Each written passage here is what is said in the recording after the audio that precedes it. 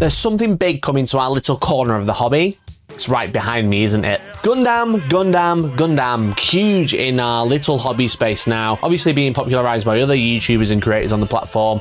Diving in to Gundam, building new mecha kits and saying how much cheaper they are than Warhammer, which is fine, don't get me wrong. I've kind of like jumped on the craze a little bit as well, more specifically with like Evangelion, Gunpla. It's definitely like part of the Warhammer community that Gunpla is definitely part of it now, and I think Bandai, who make Gunpla, have noticed that, and they've released something which is, in my opinion, a direct competitor to Warhammer. Now, Gunpla kits are huge and they're fun to build and really cheap, but there isn't a game for them until now. These are Gundam the card game, but more specifically, these are the special edition starter sets with Gundam Assemble. So Gundam Assemble is a game that is coming, I believe, next year, which is a board/skirmish game using Gundam minifigures. And whilst they haven't launched the game just yet, they have launched 12 of the miniatures in these 4 starter decks, 3 in each, as tokens to use in the card game. But aside from the bases that come with them, these are the direct minis that they'll be using in Gundam Assemble, the skirmish game or tabletop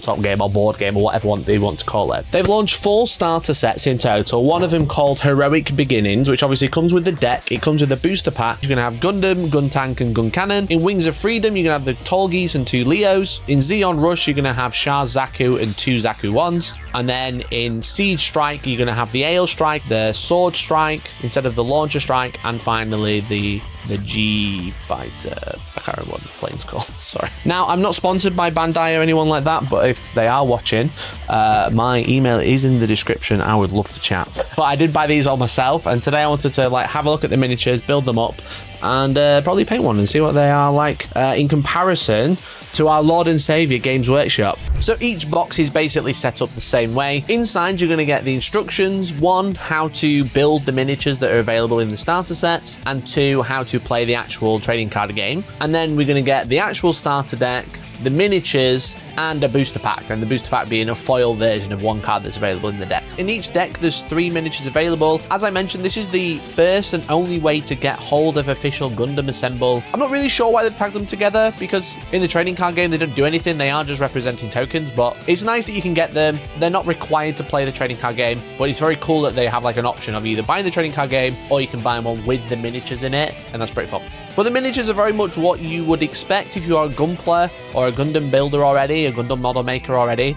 They are very much what you'd expect from Bandai for the high quality. If you're coming from like a Games Workshop background like myself, they are actually super similar to Warhammer Heroes and that sort of ilk of models that Big GW have been making. Single frame, large sprues compared to like a Games Workshop sprue, which is heavily crammed, which means you can kind of get in and, let's say, quote unquote, do it properly with like snipping the gates and then going in with proper clippers and snipping the actual sprue marks off. But overall, the miniatures are really nice. There's very minimal mold lines. I am going in with a little bit of sponge sanding just to try and get rid of any minor mark, but it's very, very minor. And here I'm building Heroic Beginnings, which is obviously Gundam, it's Guncannon, and Guntank. You might think, compared to 2 seconds ago when you heard me talking about Gundam, that I sound a lot more informed about it. It's because it's been about 3 weeks since, and now I'm obsessed with it. I'm like halfway through the original 79 season, so I'm in the sauce, bro. So the miniatures come out really nice, on about 50mm base-ish here or there. Each miniature comes with a base and a flank stand if needed. I'm not going to go through building them all because I am going to be painting the RX78-2 today. But I just wanted to raise that the Siege Strike deck actually comes with options. I think it's between the Sword Strike Gundam.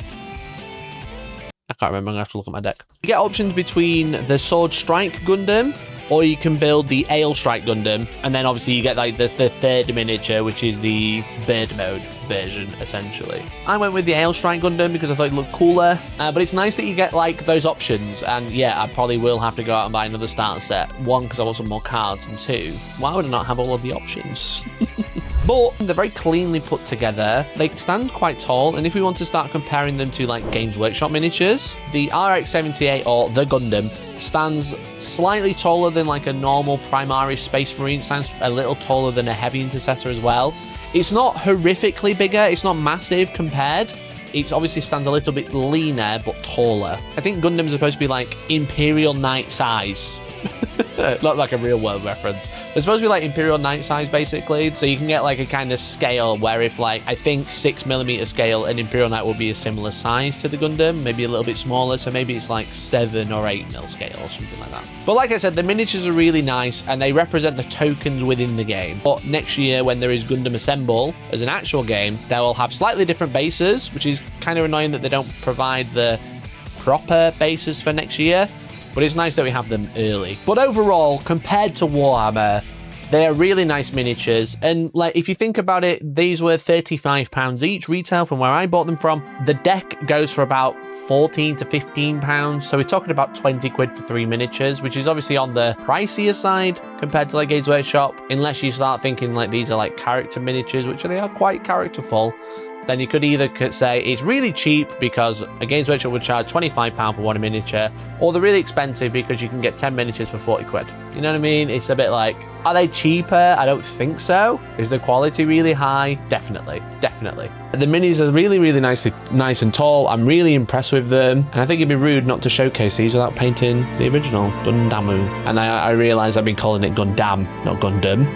And I just want to apologise to all of the anime gatekeepers and all of the Gundam gatekeepers as well. I am sorry in advance, and I can only repent for my sins by painting a really nice Gundam. So to start out painting the RX78, I ended up clipping off the little peg that like holds into the base. I wasn't sure if I wanted to properly base him, but I thought for this painting I wanted to like stick him to the base. But when Gundam Assemble comes out, any of them that I've got painted, I'm probably going to end up changing the bases out to put them on the right ones for the game. But I super glued it to a shot glass just to hold it whilst I was painting.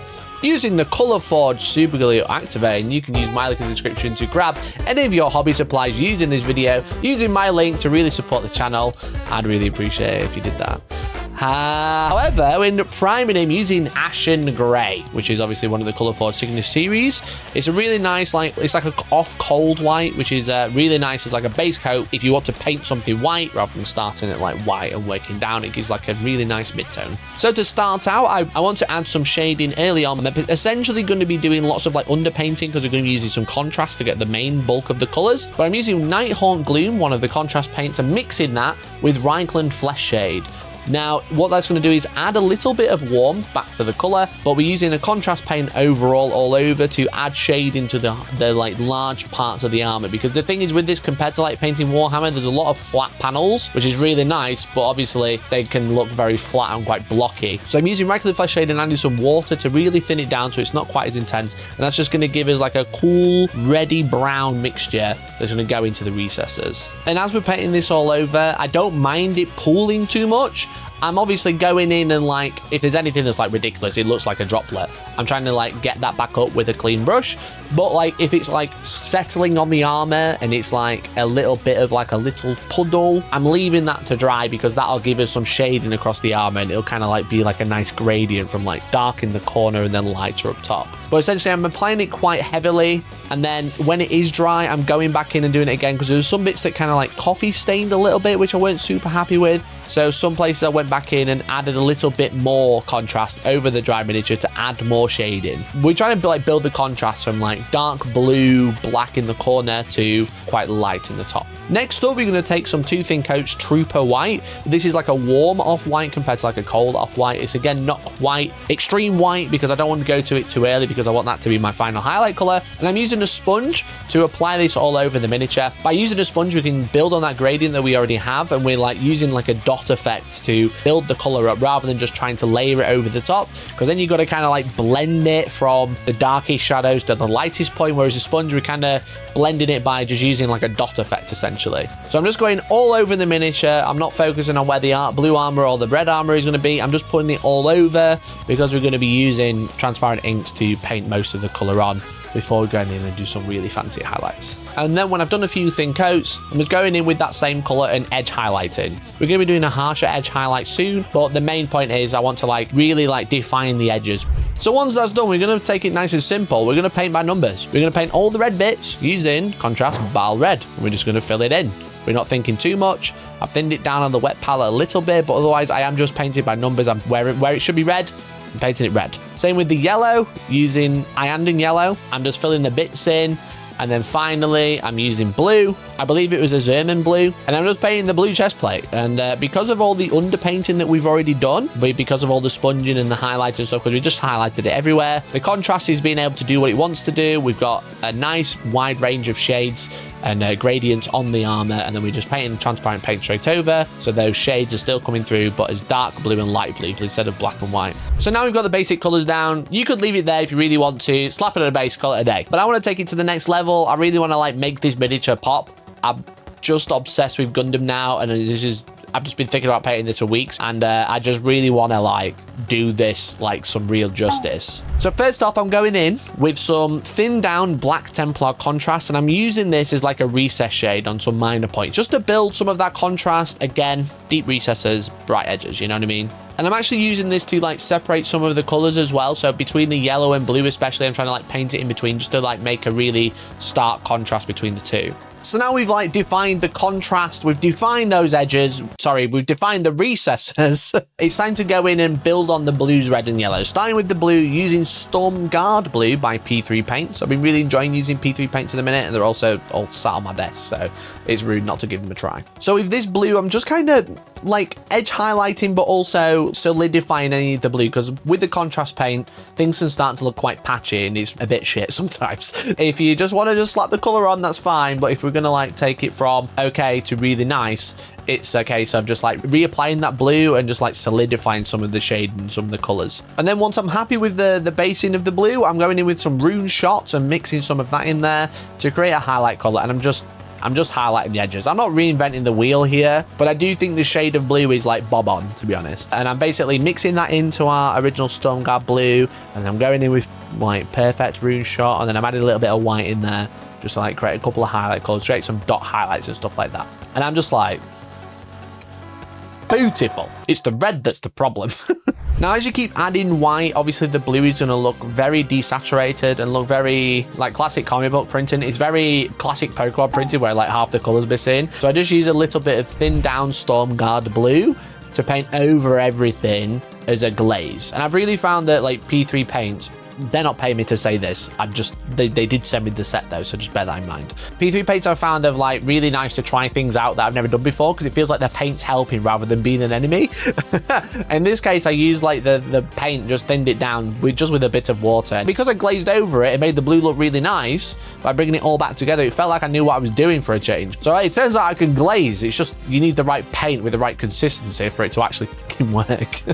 So after I've done the blue, it was time to start fixing the yellow, and I was using Ember Orange again by P3. Brand or color of paint I'm using doesn't really matter. As long as you got like a similar shade, mix something up, it doesn't matter really. The yellow is so like classic cartoon yellow, especially like on the artwork on the cards. So Ember Orange was like a really nice base coat for this to like just go in and again reapply some of that color to like add the saturation back in. Moving on from that, I use Cygnus Yellow, and every time I'm adding a color, I'm mixing two of them together and then moving to the pure color, not just going straight in with the next color. And I started to use this as like as a highlight essentially, and just going over and just like edge highlighting everything where I could, applying some extra color where I'd missed, you know, just like brightening it up a little bit, and then again slowly adding in some white with the same color. So just like slowly building up those gradients using those three colors of like base, main, a little bit of white in there.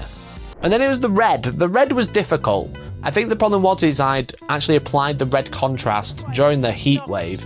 So it essentially, because I had like the fan on to keep me cool, it dried the paint halfway through on the shield, which is kind of annoying. But essentially I was using the mixture between Darkroom Red, Cinder Shot and Scorn Red, all by P3, a couple of those from the new Wave 2.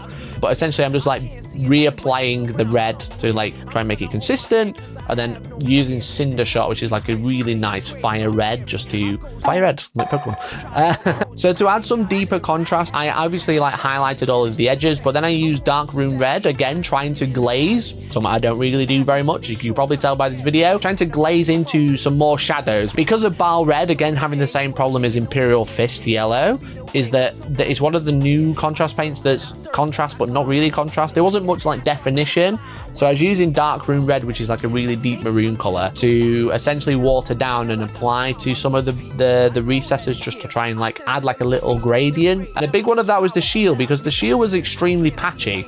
So what I was doing was edge highlighting all of the shield. I didn't want the shield looking flat, that's what I'm trying to say. So you can see I'm trying to like mix the color on the shield to try and make the lower point really dark, and then drag up all the higher color, starting with the higher color, working out from the top, and then like dragging the pigment down, and then dragging the darker color up, trying to mix it on the model almost. I think that's glazing, probably. I don't know. Because I was like trying to build the contrast and build the highlights, I was adding orange in. So then I went back in with Blood Angel's Val Red, or whatever it's called, really thin down, and just like glazing all the color across. So it kind of mutes it all a little bit, but all like pulls it all together so it stops looking orange, because you don't want the red to look orange, it's red. After I sorted all the primary colors, it was just then a time After I've sorted all the primary colors, it was just then time to like sort out all the machine parts and like the gun and stuff like that. I'd essentially just painted over that with like a black contrast paint, and now I want to like build it up and actually add some colors. So I use coal black, which is kind of like a tire black. It's a really nice color actually, and I use this to like essentially just reapply again. This time I'm painting coal black, and I'm painting that all over the body, and then I'm adding a little bit of white, and then I'm adding a little bit more white, and then I'm just highlighting it, and then I'm going over it with the contrast paint. I'm going over it with Black Templar. You've heard this all before. I did the same thing 4 times for 4 different colors. It's very exciting. Thank you so much for watching. And then when I got to that point, I was like, okay, he's basically done. Now I'm going to edge highlight the white armor.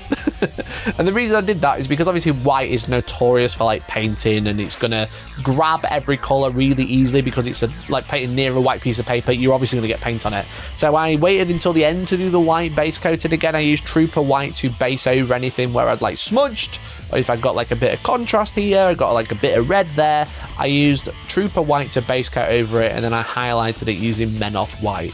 It's just much easier to do this right at the end. I'd obviously done a lot of highlighting already with like the sponging and the initial edge highlight, but now I'm just going in and just cleaning it up and just tidying up basically. And it's basically done. I just need to give him a really cool base. Obviously you get like quite a large part of real estate, but the Gundam does stretch all the way across the base and his feet hang over. This is like a different scale to what I'm used to. I've only got really like Warhammer stuff, so I went for some like generic scrap concrete and then just like rubble essentially. So I use like cork to build the layers, just raise the base a little bit to add some like interest, and then I covered it in sand paste, essentially like texture paste. So with the base, I wasn't really sure again because like I'm watching the original anime and it's either in space or it's on sand, and I was like, I don't want to just do a sand base. So I went concrete jungle. I painted the base with like a Hyrax brown spray paint, and then I went in and just painted the concrete gray, and then I painted all of the metallics using bronze, like pig metal or bronze metal or something. Again, I'm just using P3 paints, so then I went in with some brighter metallics and highlighted it a little bit. For the actual groundwork, I wanted to experiment. I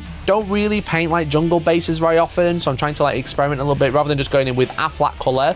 I wanted to like use a couple of different colors. So I've got rock hide, blood tracker brown, and then traitor green, and I used the creaminess of the paint that I famously said on a short a few weeks ago to kind of just like mix them together on the base and just like make it like a weird different shading pattern almost. Paint a little bit of green here, a little bit of light brown there, a little bit of reddy brown here, and then I was mixing in a little bit of coal black as well because that's got some greeny blue hues in it, and I was making an even deeper brown, and I was painting that in the recess. I felt like Van Gogh. It was great. But jokes aside, it was like mixing these 3 colors all around it and focusing on the lighter colors at the front of the base where the Gundam's going to be looking over, and then focusing on the darker colors towards the back of the base, made like a nice gradient to be like, this is the front, this is the back, which I think really sets the tone of the base and the miniature overall, which is cool. And then I went and dry brushed it a little bit with like the blood tracker brown and stuff like that, and just like mix some paints here and there, add a little bit of bone to brighten it up for the highlight, like slathered it in washes. I didn't really think about it too much. I was like, I've got brown and green and dark brown on here, I'll use those washes and try and deepen it down. I think it worked quite well, to be honest. I think it came out all right. And then I used the ever faithful dirty down rust. So if you haven't used this stuff before, it's very fancy. Essentially you just shake it up and warm up the bottle and then paint this over any metallics and then dry it with a hairdryer, and as it dries it actually starts to look like almost real rust. You can use like a wet paintbrush to like wash a lot of it off. It doesn't really set properly until you varnish it, which is quite nice. So then I just test out the Gundam to make sure he sits right, and also like the color combo is working, just to make sure, because like I'm just guessing, I'm not really thought about the composition until this point. So I was like, oh well, I'll see if the green brown crap works, and it seemed to. And then I went back in with the Thonian camo shade. So Thonian camo shade is like a military green wash, because I realized that the base was looking very brown and I'd lost all of the green, so I used camo shade as like a, not all over, but like focus on the recesses and some flat parts just to add some greenery to it, because I wanted to try out Dirty Down's other product, Moss. They have 3. They actually have more than 3, but I have Dirty Down Rust, Third Degree, which is obviously great for bronzing metal and stuff, and Moss, which I'd never tried before, so I wanted to try this out. And it's the same process. You paint it on when it's warm and then dry it with a hairdryer, and then you can wash it away again. That worked a treat to add some like green tones to it, just to add a little contrast. We've got like red, blue, and yellow. Let's get a bit of green on the base. That's some color theory there, I think, probably. And the thing is with it is something this big as well. Like Gundam is obviously meant to be huge, and I don't have anything in scale. Adding moss can like look like greenery because I don't want to add loads and loads of tops, because they would be like small forests if you're putting them on a base this size for a miniature this size. So I'm just adding a little bit of moss to act as like another way to get some extra color on there without having to smother it in tufts, which I do like to do, to be fair. And then I use some really thin down orange. I think it was Ember Orange. The Dirty Down Rust is really nice, but sometimes it doesn't quite get like the really high peak orange. So I essentially used just a watered down paint as like a recess highlight, like the opposite, because obviously that's where rust would gather the most. It's in the recesses where the waters gather. And that was the base basically done.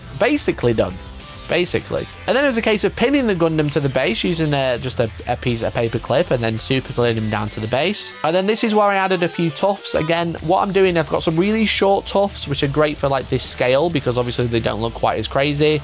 But my normal size tufts, my normal yellowy brown ones, what I was doing is cutting them up, like cutting them in half, just so they didn't look quite as extreme, and it looks like reeds or something like that, like some sort of dead plant. So then once I'd done that, I looked at the Gundam and I was like, he's looking mighty clean on that base. So I used some sponging to add a little bit of like brown dirt to the legs.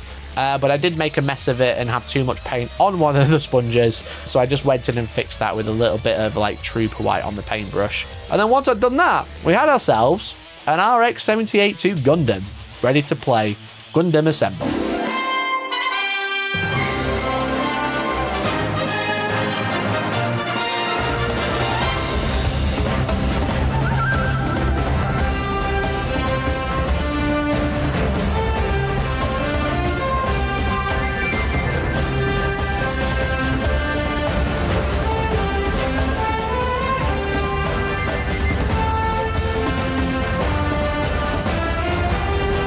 I'm actually super excited how the RX78 turned out. I think he looks so good. He's so eye-catching. I'm like really chuffed with it because I'm absolutely obsessed with Gundam now. I'm like watching the original anime, but also I can't stop buying Gundam cards. I've 3D printed deck boxes because I just wanted to see what the deck box would look like. I'm constantly trading. I'm playing it on Discord every single night. I love Gundam the card game. And I'm very excited to try out Gundam Assemble next year. It looks really sick. The miniatures look cool. They've been showing stuff off at Gen Con, and now I have my first Gundam Mini. Do you like Gundam? Would you like to see more Gundam on the channel? If you're interested to see what I actually pulled in these boxes, I've been uploading unboxings to my second channel, but maybe you want to see me play this, or maybe you'd like to see me tackle an actual Gunpla figure, because I have built one Evangelion one before, but I did bring one back from Japan. I have the Force Impulse Gundam from Seed, which I'm very excited to build, but I'm also quite nervous. So yeah, let me know down in the comments down below if you'd like to see me give it a go, try some panel lining, or maybe you'd like to see me build a Gundam and then paint it like Warhammer, which I guess I kind of just did. But that's it. So thanks for watching. Check out this second channel for Gundam TCG openings, and I'll catch you next time. Bye!